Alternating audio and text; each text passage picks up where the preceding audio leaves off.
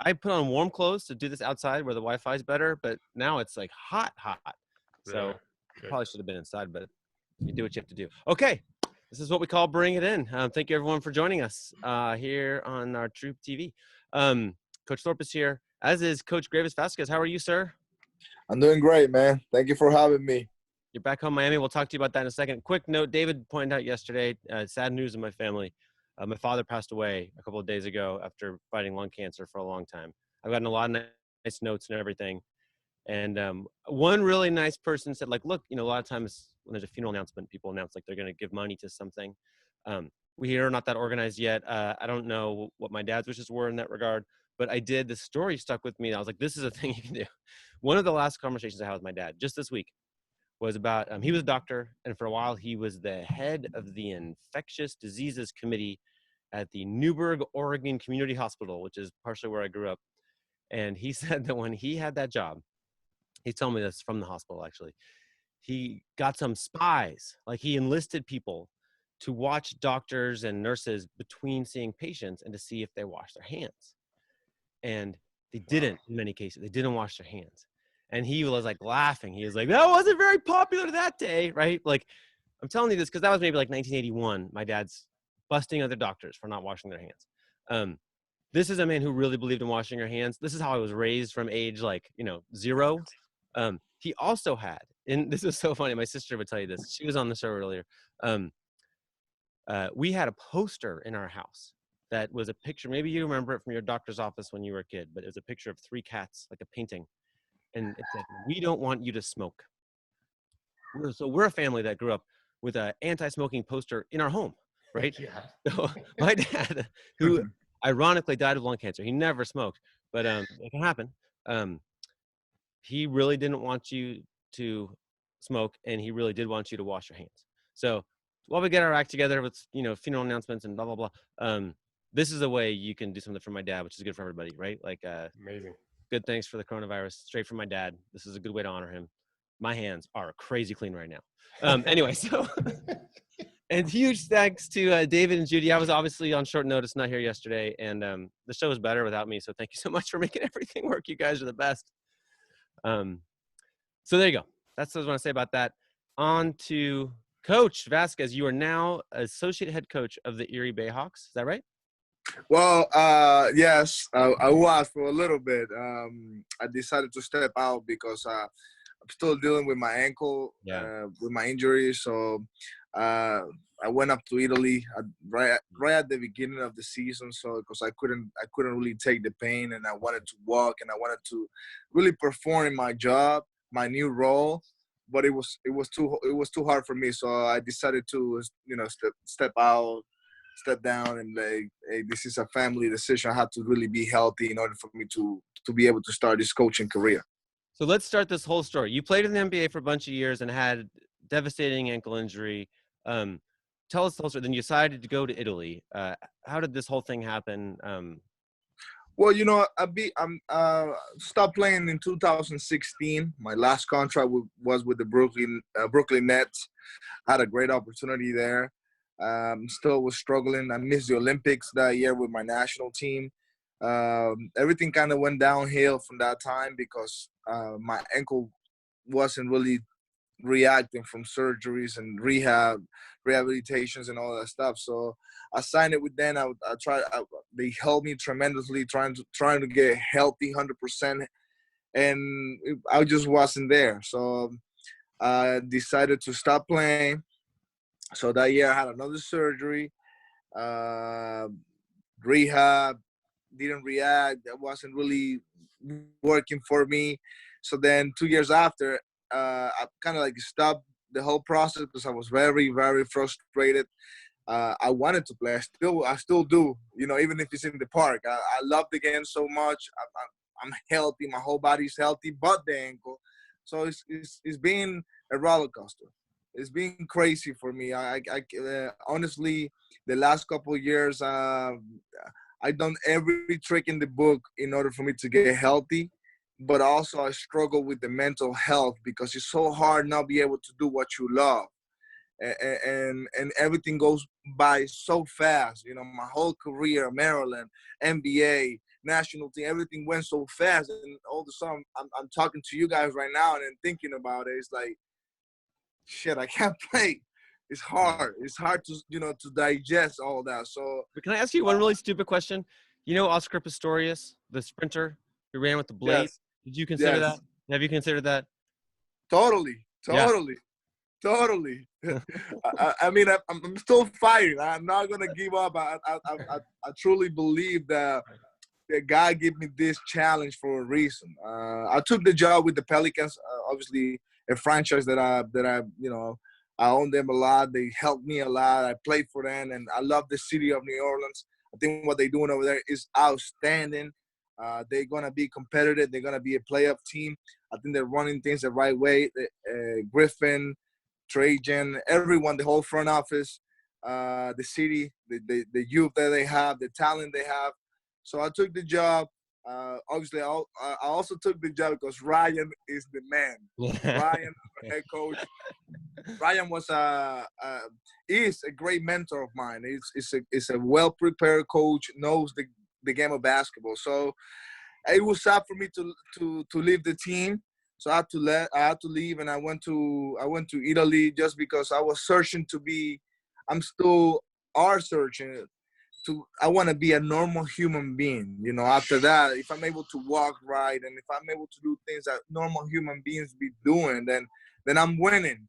It's not even about playing right now. It's just I cannot perform in any level as a coach, as a player, as anything, not even as a parent, because the pain takes my emotions, take controls over me. So I've been What was the struggling the injury? last couple of What's years. the So diagnosis?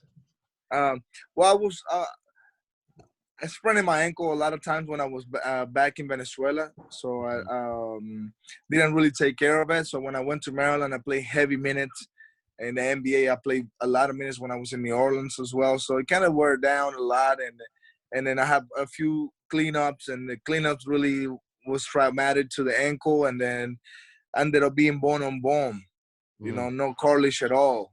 Mm. So I started my struggling with that because as a player, I learned how to play with pain. I'm a tough kid. I never complained, and I just wanted to compete and win basketball games, and it really hurts me. And now, I had my surgery a couple months ago. I feel much better. Now I have space in between the joints. And then we're trying to recreate cartilage and doing my exercises. I was in Italy, unfortunately, with this whole virus thing. That is very, very serious. I had to stop my rehab in Italy, came back to the United States. Wait, I'm can you here tell with us my about the time family. in Italy? Where were you? I was in Bologna. I got there November 21st, so 2019. With your family? No, I was there by myself. Okay. My family was because my kids go to school here in Florida, in Yeah. Miami, in Coral Gables. So went by myself after I left the Erie Bayhawks. That was unfortunate. And went to see a doctor that performs multiple surgeries on different players.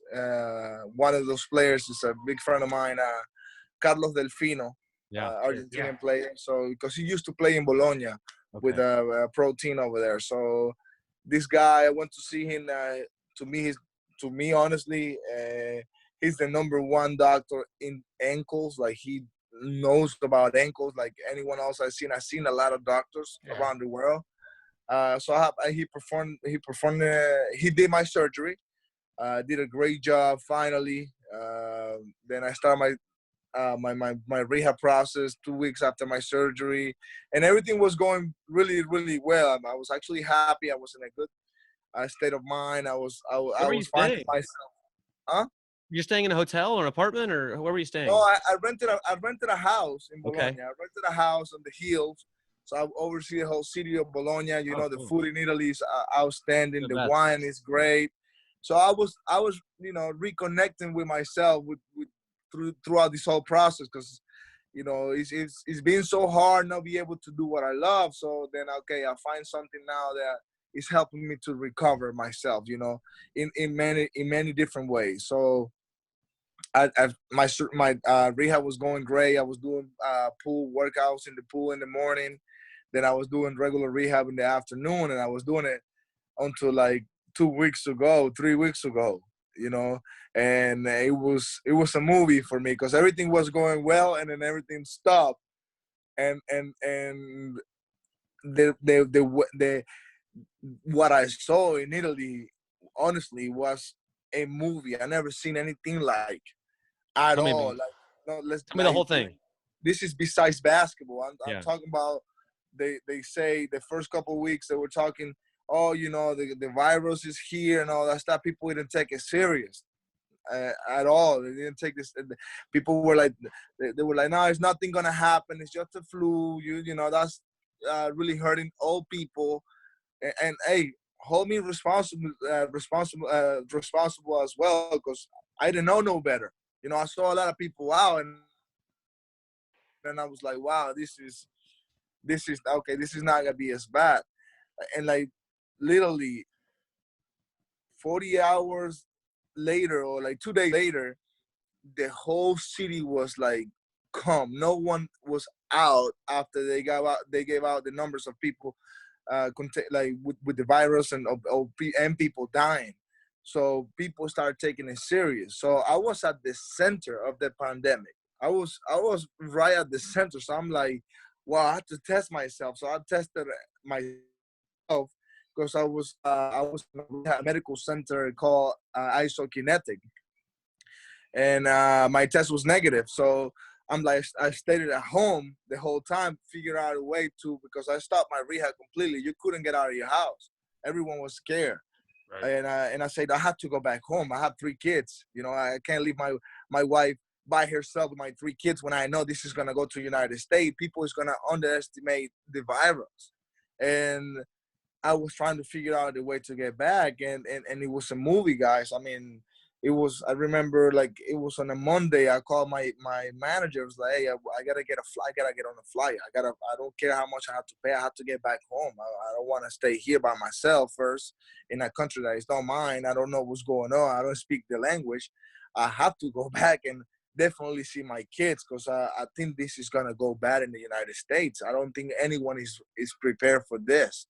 I don't think anyone in the world, any country, any government, with all the money, with all the technology, is ready to be able to handle something like this, because this is an enemy that you can't see. It's invisible. It's really it's unbelievable. So I called my manager, say, get me on a flight. So there weren't flights at all going out from Bologna. So I had to go to Rome. So he bought me a flight to go back on a Thursday. So I was like, okay, good. I got to figure out a way to get to Rome. So I called the center to find me a taxi that was able to take me there because everyone was scared. It was a movie. You couldn't talk to no one. Like, how can I get to Rome? I have to be able to get to Rome. No money can get you there at that time. So the train station was working. So I was like, wow, I have to take the train. Imagine that, like, I don't want to be in contact with anyone. I don't want to see anywhere. I don't want to touch anything. Like you paranoid. You're like, I don't know. What can I do? But the whole time I was thinking about my kids. So then I was able to buy a train ticket. It was very expensive. And I was able to leave that Tuesday because on Tuesday, when I wake up, they cancel my flight on Thursday. Oh. So I say no. No, I mean I'm going to Rome. Even if I have to leave in the airport, I'm not going to stay. You know, I I even told my manager, was like, hey, if I'm able to get back to the States, I'm gonna be able to be back in the NBA somehow, some way, as a player or as a coach. This is a big challenge. Like I put that in my brain. I put that in my mind. I'm like, hey, if you're able to go back and overcome every obstacle to see your family, you're able to come back and overcome anything to be back in and do what you love. You know? Getting So to that Coral was Gables. Getting to Coral Gables is harder than getting to the NBA. oh my God, it was much harder. No, hey, no joke, it was much harder. So I get on the train and I see two or three people with the mask and all that stuff. So I see an old guy, you know, coughing and sneezing and all that. I'm like, oh my God. So like, you paranoid. Like you don't want to be disrespectful. I was just paranoid. I'm sitting by myself. I kind of block everyone with my luggage, not to come to the seat that I was sitting at. and it was just like 4 people. It wasn't really that much people. So it was 2 hour ride and a train ride, and I get to run like around 6, 7 o'clock at night. So it was quiet. It was nobody. I'm telling you guys, it was a movie. So I get on a taxi to go to my hotel, which is like 5 minutes away from the airport. So it was a 30-minute ride from the train station to my hotel, and I'm riding around the city because the train station is near obviously it's near where everything is at, like the I've been to this train station. I know this big train station in the middle of Rome. Yeah, it's usually crazy around there. Yeah, so it was usually crazy, overflow with people, and so all of a sudden he's taking me to my hotel, and we did a 360 of the Coliseum. Like it was the Coliseum, the car, the driver, and myself. Wow. Like who ever thought I was gonna rent the Coliseum for myself and the guy? I'm like, yo, let's just get out of here. I was like, so much to my mind, like. We were like literally imagine watching movies, seeing the Coliseum or going as a tourist and walking around and getting into the Coliseum. All of a sudden, it was the Coliseum and myself and no one else. A movie. Yeah. So I couldn't believe any of that. So I didn't tell my family, my wife, my kids. No one knew I was coming back. Right. Because I didn't want to make anyone nervous or anything like that or worry. So I got to my hotel, and then I'm like, should I go to sleep so the hours go faster? Didn't even take a shower. No, I washed my hands and all, but I was so like, you don't know what to think. You don't know. I felt like I was fighting for my life. Were there supplies? Like, could you get food and everything you needed? Well, it was food in the hotel, like in when you get to your room, it's little thin snacks and all that stuff. So I wasn't really trying to eat. Like I drank a lot of water and then whatever, like some chips and all that stuff. I ate it. In my mind, I wanted to get out of there. I wanted to be back home, and I wanted to, stay in quarantine or stay at home for as many days I needed. I just wanted to be with my kids. Yeah. So. The next morning I left like around 6 a.m. I took a cup of coffee and I'm like, okay, this is gonna be a mission. So I'm not a U.S. citizen yet. I have a permanent resident. Like I have a green card. Yeah. So that was another deal because Donald Trump is messing with you, man. Yeah, I'm like, and then I get to the plane, so I got my luggage. I got to get ready and normal test. That was the most important 2 things that I needed because I was gonna continue my rehab at home. Yeah. So then I pull out my passport. My passport is a Venezuelan passport. So when I give the passport, the lady didn't even give me time to pull out my wallet and give her my green card. So she was like, hey, you're not going to be able to fly. You're not an American. I'm like, lady, hold on, relax. Don't scare me. Don't scare me even more. I had to. Here's my green card. So they didn't know because the president was saying that all the flights coming from Europe are closed. No one can come into the United States. But then later on, the White House clarified that it was U.S. citizens and permanent residents can come into the country. Yeah. So then the lady had to call, and it was like almost 20 minutes for me to be able to check in my luggage just to make sure they were gonna let me into the country. Wow. So I'm like, okay, you have to do all the diligence you have to do. It's fine. I'm already sure. I have my house. I pay taxes. I'm basically an American. So, but you do what you got to do. Either way, I'm gonna get on that plane. So they take me in. And I checked my luggage. I didn't have anything. I mean, I left. I even bought I bought a car in Italy, a Fiat Uno. A white Fiat Uno from 1978. It was all cars. Cool. I like antique cars. Left it there. Left my clothes. Left a bunch of things there. I just wanted to get out of there. So then I got on the plane, and when I got on the plane and the flight took off, I say, I'm safe, but I wasn't safe yet because I was going into New York. Right. How full was the plane? Well, it was around 400 seats. It was almost 50 of us. Okay.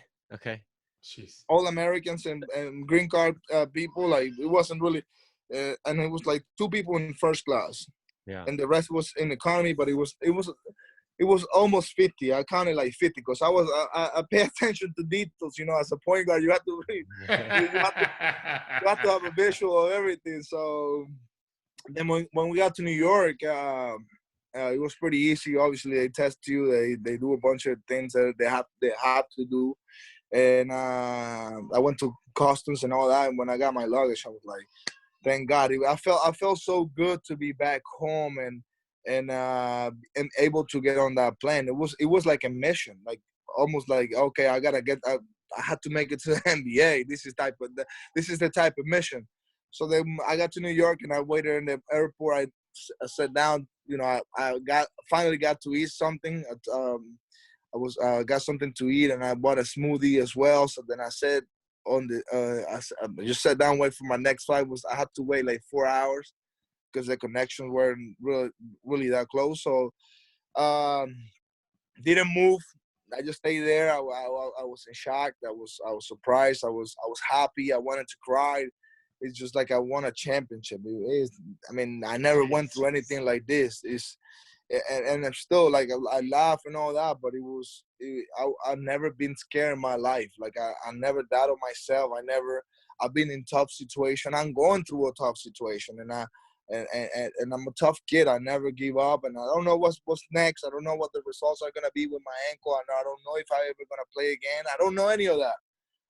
All I can control is how hard I work every day, and which I'm doing no matter what. Because as somebody that loves the game of basketball, you always have to adjust, especially if you play in the NBA. You have to adjust whether you're the next man, whether somebody foul out, whether you're in a tough situation, whether you're not playing. You have to adjust to any different situation. So I'm able to do that my whole life.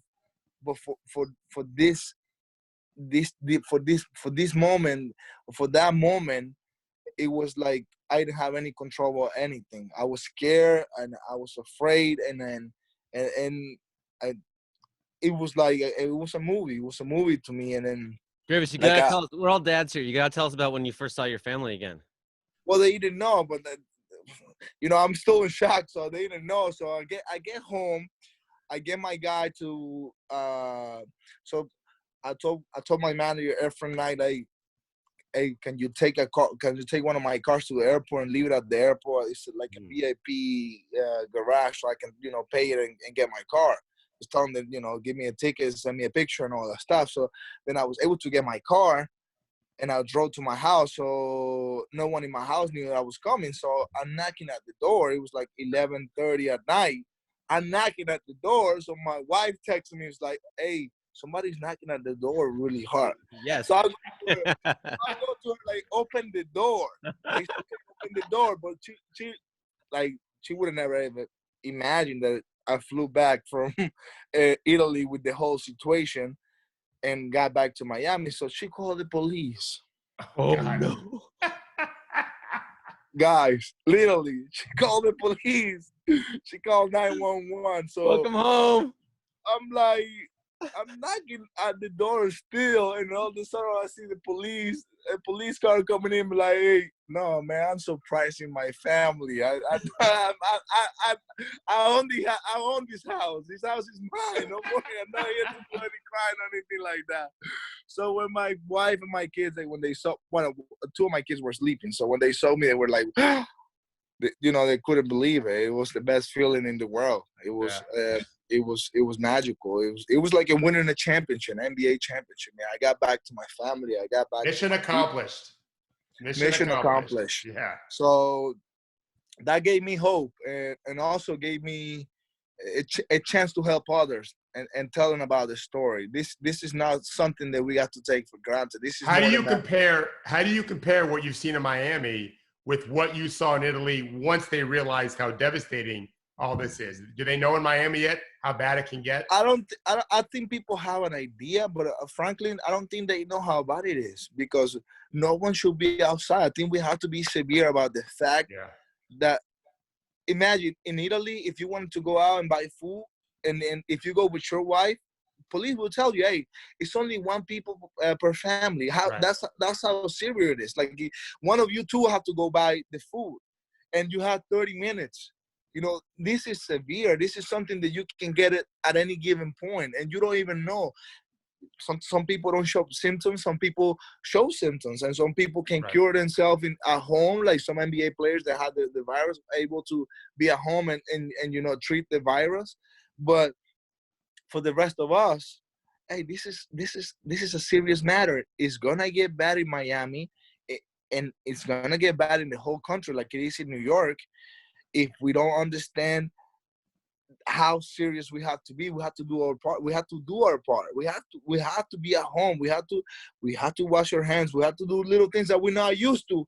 We're gonna have to be able to adjust, because when we start seeing, especially when we go to Twitter or the social media, and you have to see all these people that is dying because the virus, like it was in Italy, then you get scared. Then you definitely go like, no, I'm not getting out of the bathroom. Not even the house. I'm not gonna get out of the bathroom. Yeah. You know, so that's what I'm saying. Like, no, people shouldn't be driving around. People should, unless you're gonna buy food, unless you're gonna buy medicine. But other than that, I find this very irresponsible. If I see people outside, like, to work out, like, we can get out of this in 2 months, 3 months, I don't know, but like, work out at home inside your house. If you have a yard, work out in your yard. But to me, it hasn't really got to the peak here in the United States. And guess what? I don't, as good as we are, as good as this country is, probably the #1 country in the whole world, we're not ready.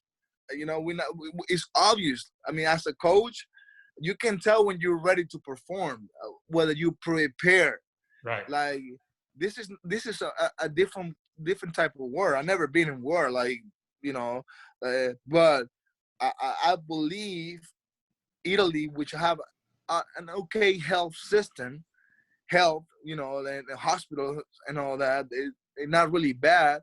They were struggling, and as good as we are here, we can really underestimate how bad how good this virus is, and how lethal it is to humans. So to me, I think the level of I think we have to be more severe. I think we have to be more conscious of what's going on, in terms of, like, stop being outside. Stop being outside. How's your ankle? Well, my ankle feels better. I'm actually got to work with somebody that I know for many years, touched my ankle before, like working my ankle before, now that I had the proper medical help, meaning surgery, the right surgery, because I think the previous surgeries really didn't help me at all. Now my ankle is much better. I have the range. I still have to strength. This is the toughest phase, which I'm kind of sad in a way, because I was going through a phase where I have to strengthen my whole right leg and my calf and everything around my ankle. And all of a sudden I have to travel here and almost 8 days without doing anything, because you have to go through a bunch of different testing and all that stuff. So, and it's a lot of stress. So it's a lot of inflammation and all that. So I truly believe by the end of this year, when everything gets back to normal, I'm gonna be able to see what can I do. You know, whether I'm gonna coach, whether I want to play overseas, whether I want to stay home, and I just continue to do my business, what I do. No, I just want to be play in the NBA. Let's keep that dream intact. Do that. No, you know what? If you ask me, and this is between us, I know a lot of people's. This is a secret between us. That's the reason. The reason I'm doing all this is because I'm just not gonna give up that easy. Unless I cannot walk or I cannot run at all or jog, I'm just gonna stop trying to pursue my goal. My goal is to be back playing, and I think because my style of play, I can help an NBA team. You know what I mean? Being healthy. Not being healthy is impossible to play in the best league in the world. You know, not being healthy is impossible to do anything in life. So to me, I don't know. I don't care how talented any player is. I really care how much you really take care of your body. How healthy are you? I think a lot of players get that wrong. Like, oh no, I have to score 20 points. brother, you can score 20 points a game for 10 games. It's a 82 regular season. So you have to do it for 82 games. Right. Fourth quarter. So the intensity that you play in the first quarter is not different, but you have to be smart enough to understand and read the game. Like, are you going to play the same in the first as you're going to play in the fourth? No, because in the fourth, you're already into a rhythm of the game. So a lot of players don't understand that. Yeah? So to me, if I'm able to get healthy, I'm able to get on an NBA roster. I'm positive. I have no doubt. It's just like I can't really play with my health because that's important to me. So I think at the end of the day, a lot of things change in the game of basketball, but one thing hasn't changed yet. You have to be very intelligent to play the game. I mean, you have to have the IQ. The IQ of the game is very, very important. And to me, sometimes it's the most important thing because that will give you experience. So, but that's something else. To me, I'm working on that. I'm working at home. I got a guy is living with me. He's safe. He don't have anything because the virus is getting us all paranoid and all that stuff. So every day I do 2 sessions a day at home. I'm working my whole body, working on my ankle. I'm still struggling, but I'm doing all this work to see to see myself in the next 6-8 months and see what can happen to me. So we'll see. I have to be patient. I have to be very patient. So I forgot. Really fast, David. The last thing anyone said before we started the show was Judy reminded me to ask you, people who are watching this, to put your questions in the comments. If you click the little chat button, put questions in there for any of us, and we'll get to them. I said yes, of course I'll do that, and then I promptly just forgot. So here I'm making up for lost time right now. Please do that, and David, you take over. You drive. Yeah. So I wanted to know. Well, first of all, you had just mentioned that you've been a player and obviously you're about to be a coach. If indeed you do become a coach soon, because of your ankle, probably more than anything else, how do you see the way you played the game affecting you in terms of creating your identity as a coach? Because as coaches, we all have kind of a character that we play in a sense. What is Coach Vasquez going to look like? I truly believe if any coach, I'm not really that coach, but if any coach tells you that the way you play is not related with the way you coach, I think you kind of lied in a way because, what I'm looking as the Greivis, as a Coach Vasquez is a guy that going to bring toughness to the table, that's going to bring IQ to the table, discipline, consistency. I'm the type of guy that, I always been doubted. Can he play in the ACC? Then ended up being ACC Player of the Year. Can he play in the NBA? Ended up playing for a lot of years, in terms of being who I am. So I wasn't trying to be Stephen Curry or LeBron James. I was trying to be myself. And that's the thing with players. Being yourself is great. So being coached by Gary Willis and Stu, Gary, obviously the knock on Gary was like, oh, he wasn't the best recruiting guy. No, he just wanted to coach, but part of the job is recruiting. I understand that. So imagine through this whole process, he made me an NBA player when people didn't believe I was going to be in the NBA. I've been a lot of his practices, Greivis, a lot of his practices. He recruited a lot of my players over the years, and he is not an easy guy to play for. In a way, he's not, because you know what? He demands he demands a lot from players, especially players that they're not high level or elite players on social media. Because you know how many McDonald's All-Americans he really coached. He won a national championship in 2002. Went to Final Fours with guys that weren't that supposed to weren't that good. Right. Ended up winning the whole thing. So to me, I'll call him Q. Like, we gotta start with these Q players. Like, I have to get this guy because he's 6'10", 6'8", 240. He can jump out of the gym and all that stuff. So let's talk basketball. That's part of the game, but X's and O's and preparing for games and preparing for practice and and understanding the game. I think Gary taught me so much of like, hey, you have to become a student of the game. You have to study the game. You have to watch film. You have to get better in practice. You can't be, to me, practice was the game for me. Yeah. So that was my chance to show, hey, I not only work hard, I know work hard will pay off. So it worked for me, and it worked for a lot of players that he coached. And Gary is a tough guy. He's a tough-minded. And you know what? It was perfect for me because I wanted someone on my ass, getting on my ass. It takes a certain kind of player to play for him. You have to be okay to be getting yelled at. In fact, he yells at his assistant coaches more than he yells at the players. Well, yeah, I think that's the only thing I couldn't change, from him. He turned around like, Greivis. He was. I took a bad shot. I turned the ball over. I mean, it takes more to be an assistant coach for him, which I would love to, than being a player for him. So to me, but you also, but Greivis, you mentioned something else. Most people don't know who Stu Vetter is. I know Stu very well. He also recruited my players. So tell us about playing with Coach Vetter, who's a legendary high school figure, and then you had a pretty good teammate too, I think.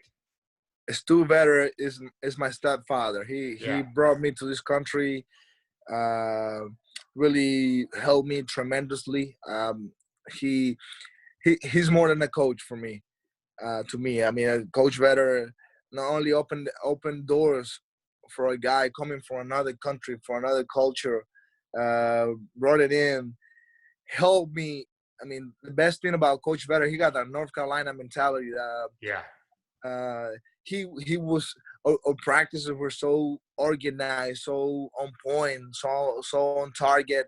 Very, very smart coach, really good in practice. He had a lot of NBA players. How many guys have made the NBA from his programs? Going back to like Prospect Hall and Flint Hill with Dennis Scott. Hill.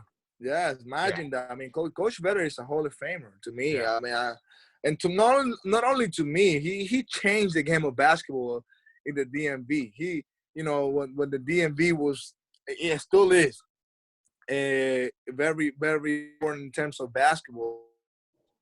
So to me, Stu Vetter is, he's still in my heart. We spoke 2 days ago. We talked for almost 30 minutes, and then, I say, Coach, I'm working so hard right now.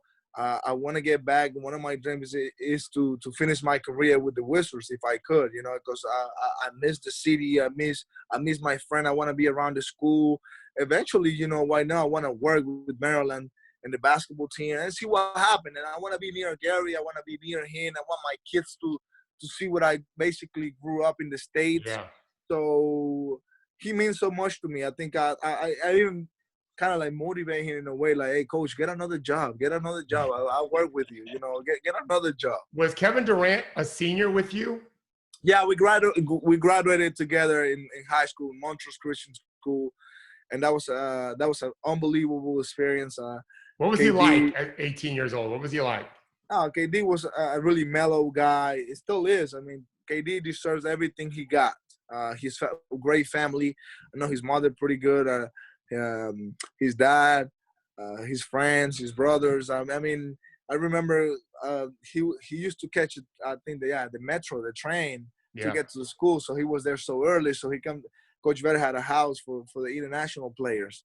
So he used to come to our house and hang out with us before we had to go to class. Sometimes I had to come in, get us, and we go to the gym, get a quick workout before the first period, the first class. So it was an unbelievable experience. I always worked hard.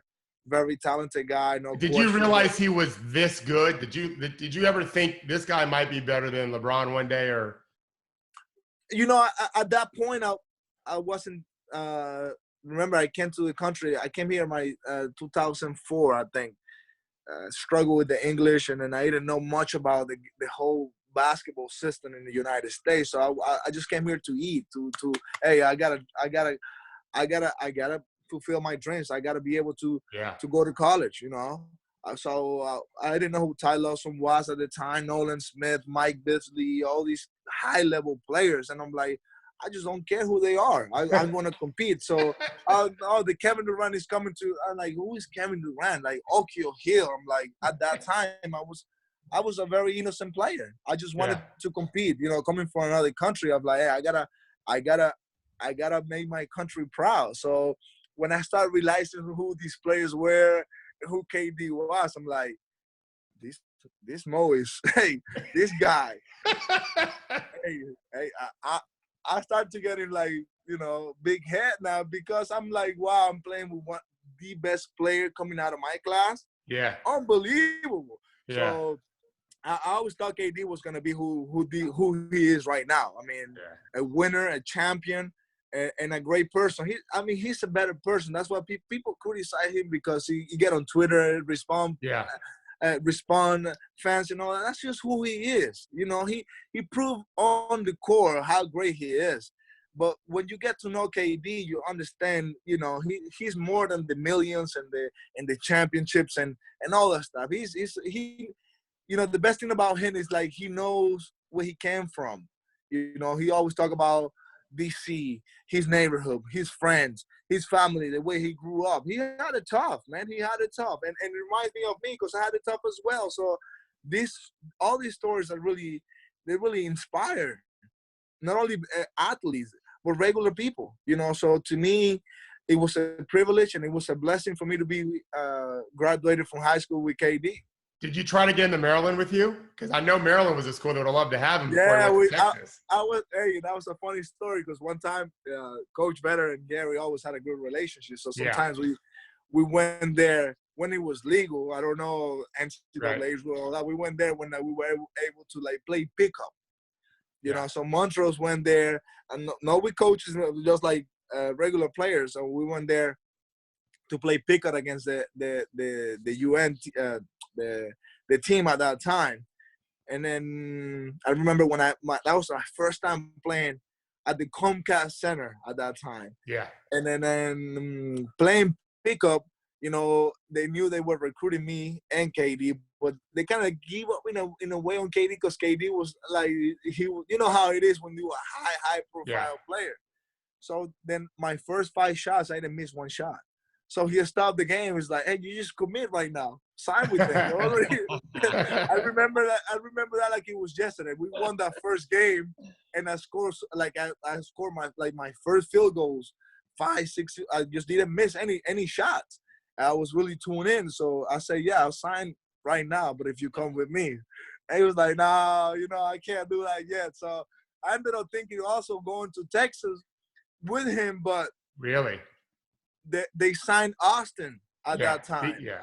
I forgot his last name, but good player playing the NBA still as a point guard. With DJ Augustine. DJ Augustine is his name. Yes, they signed DJ, and I'm like, nah. And DJ was a high-profile player, so I was like, you know, it's gonna be tough for me to, because that plays a major role nowadays. I hate it, but it plays a role because I'm the guy like, hey, I don't care who you are.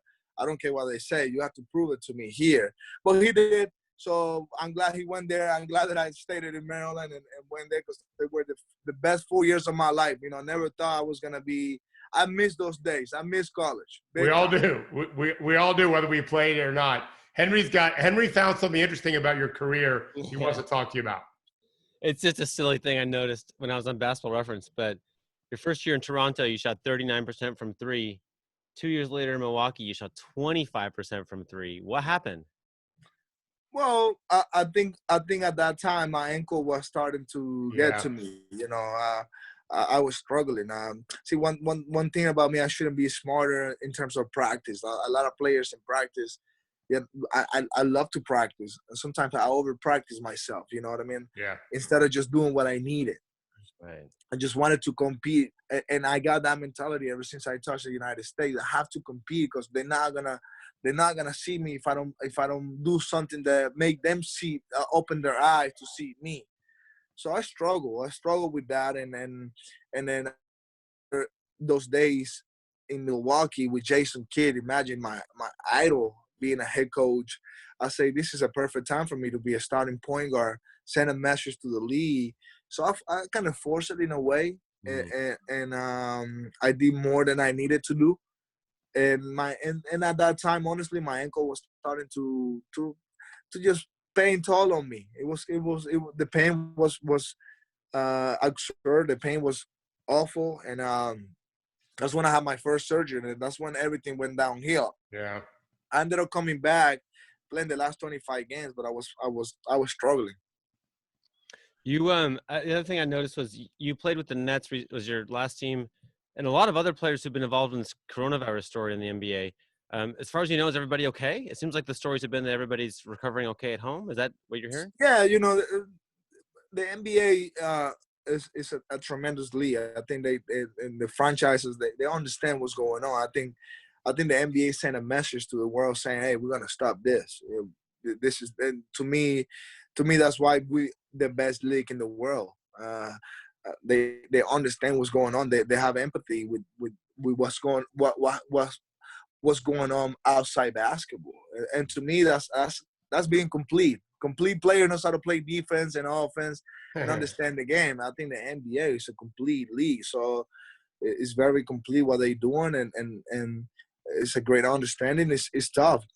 Financially, it's going to be tough for everyone because, teams are not making money. Players not going to be making money. I don't know how that is going to end up being. That's a good subject to talk about. I have to study more to talk about that, but we all losing right now. We all miss basketball.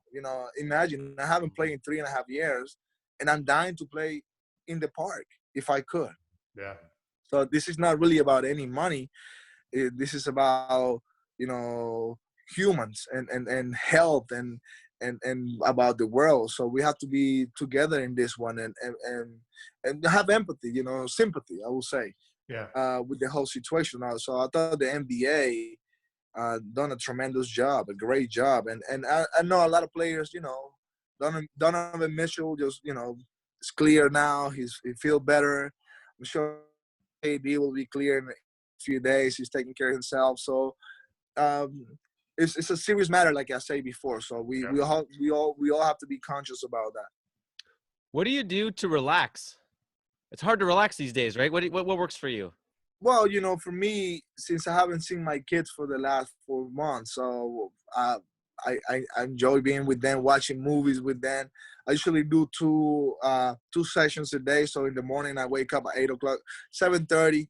Do the regular things, and then get on my work. I start my rehab at 8:00 a.m. I finish up like around 11, and then I stay in the kitchen with my wife and the kids and my guy that is here helping me with my rehab, and some friends that are living here with us right now because of the whole situation. So hang out with them for a little, eat lunch, then get some rest, put my normal tab. That's when I watch movies with my kids, and then all of a sudden then I come back to work again at home 3:30, and I have a little jar in the bag, so I work in the jar for like 2 hours. Then I come in, do ice, all that stuff. So I finish up like around 7. Then I, talk to my son. My son likes to play basketball and soccer, so we start talking different things. Sometimes we play some little games, Monopoly, Uno, things like that, But more so, I think the most valuable thing that I take from this whole situation is the conversations that I have with my kids. Not able to do that the last 3 years because I'm searching for help and going everywhere around the world to be a healthy human being, to become healthy finally. I haven't been able to take the time, to actually listen to my daughter. She's the oldest one. She's 9. And to my son, he's 7. I have a 2-year-old as well. So I enjoy playing with the 2-year-old because she's so fun and funny. She go to sleep with me and my wife. So it's a good time to really value your family. It's more than money, man. I will always say that. I have a career in the NBA, but now I have a career after NBA, even though I'm trying to make history and go back to the league, whether it's as a coach or as a player. But obviously, as a player, will be outstanding for a few more years. Only 1 year, I don't care. But this time is to me. If this never wouldn't ever happen, it was gonna be hard for a lot of us to have this time with our families and understanding each other in a better way. Right. this show is like 2 weeks old now, and we already have one little tradition, which is our buddy Gerard joins us to ask a question at the end every time. He's in an apartment in New York, locked down. So let's get Gerard on here. There he is. What's up, guys? How's it going, man? Good. Greivis, good to talk to you, man. I watched a ton of ACC basketball back in the day when I used to watch college. Coach, I'm like you now, though, Coach. I don't watch any college basketball because I can't, like, after watching so much NBA, I'm like, I can't watch this stuff anymore. I agree with you guys. But I remember that Maryland team, and particularly your freshman year, 06-07. Talk about those rivalry games. You guys beat Duke twice that year, and you had that comeback win against Carolina, right? And Carolina was the Final Four team that season. That's a great question. That was unbelievable. You know, I was telling David, and I was talking here saying, like, I just didn't know players. I just didn't know names. I didn't know schools. I just wanted to come here and eat. You know what I mean? I was like, okay, what is my task? Oh, you have to guard Ty Lawson. Okay, who's Ty Lawson? Oh, you didn't realize you didn't realize Ty was a McDonald's All-American. No, not at all. Hey, it's a funny story, but it worked for me. Yeah. Because I just you know, I was on his head. I was talking trash. I was letting him know, hey, I don't care who you are. I'm here. You gotta know my name. No, I don't have to know my name. So, what do you say? What's your trash talk? What would you say to Ty Lawson? I mean, a lot of times, because I spoke to him in Spanish and he couldn't understand it. Nice. So sometimes I scored 3. I started doing my chibi, and he was mad. He was like, who the heck is this guy? You know, I don't even know who. Does he read newspapers or, you know?